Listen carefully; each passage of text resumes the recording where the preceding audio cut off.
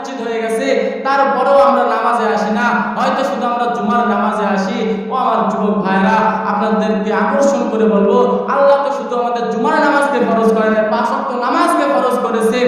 তো আমরা শুধু জুমার সময় আসি, অথচ মুয়াজ্জিন কত কষ্ট করে আপনাদেরকে ডাক দেয়, আধা ঘন্টা আগে ফজরের সময় ডাক দেওয়া হয়, কিন্তু তো আমরা মসজিদে আসি নাই। যদি আপনারা আবাদ করেছেন অথচ আপনারা ফল খেলেন না, তাহলে তো কোনো লাভ হলো না।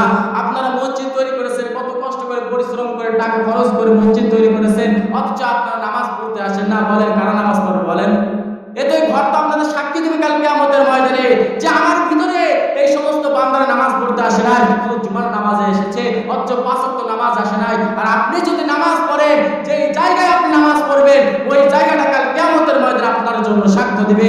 এই জন্য আপনাদেরকে বিশেষ আকর্ষণ করে বলবো, আপনারা চেষ্টা করবেন সবসময় যত রাকাত নামাজ পড়বেন ভিন্ন ভিন্ন জায়গায় করবেন। ওই ভিন্ন ভিন্ন জায়গাটা কাল কিয়ামতের ময়দানে উজ্জ্বলের মতো, নূরের মতো ঝকঝক করবে, আর আল্লাহর কাছে সুপারিশ করবে, ও আল্লাহ, আমার এই বান্দা, আপনার এই বান্দা তো জাহান্নামে চলে যাচ্ছে, কিন্তু আমার এই জায়গাটাই আপনার ওই বান্দা নামাজ পড়েছে, এই জায়গার ওসিলায় আপনি আপনার বান্দাকে জান্নাতের ভিতরে দিয়ে দেন। আল্লাহ সঙ্গে সঙ্গে আপনাকে জান্নাতের ভিতরে দিয়ে দেবে। সুবহানাল্লাহ।